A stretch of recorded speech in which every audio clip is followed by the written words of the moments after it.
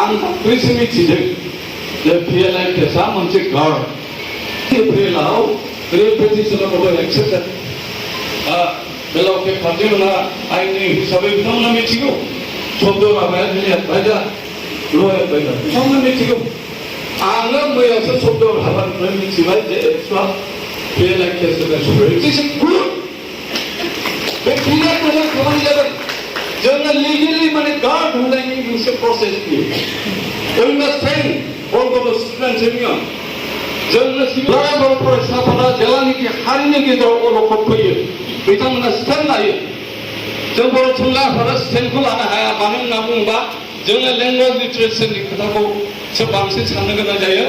खिन्थु दुलाराय बर' फरायसाफोरा नोंथांमोना नाय plain tribal council of Assam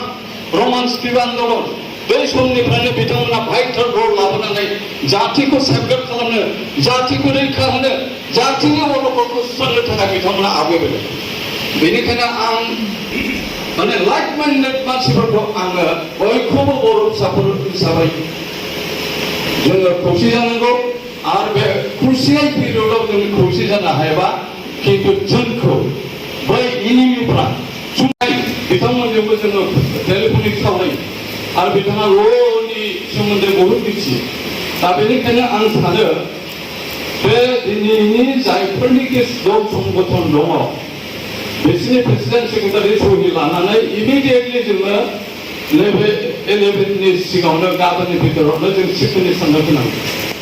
chief मिनिस्टारनो मेम'रेन्डाम होनांगौ जोंनि सेन्टिमेन्टखौ देखायनांगौ जोंनि कनसार्नखौ बुंनांगौ आरो बेनो हाइ टाइम रावबो दा सान आं क'क्राझारनि मानसिया क'क्राझारनिखौल' सिन्था खालामदों बेखौ साननाङा एज ए बर' जाथि आङो उदालगुरिनिखौ सिन्था खालामनांगोन बर'फोरनिखौबो सिन्था खालामनांगोन सथियानिखौबो सिन्था खालामनांगोन बर'आ माबोरै सारभाइभ जायो दा बे खोथाखौनो लानानै दिनै BPFनि दैदेनगिरिफ्रा UPPLनि दैदेनगिरिफ्रा बिथांमोनहा गेटार बर' इन्टारेस्टनि बेलायाव बिथांमोनहा खौसे जानायनि खोथाखौ दिनै बेवहाय व्यक्त खालामदों अपिनियनखौ होदों बेनि थाखाय जों वेलकाम खालामनांगौ जों मोजां मोननांगौ आरो बे मेसेजआ जोंनि बर' समाजाव खारनांगौ आरो लोगोसे दिनै मार्च दानावनो बिथांमोना सुप्रिम कर्टआव मोनसे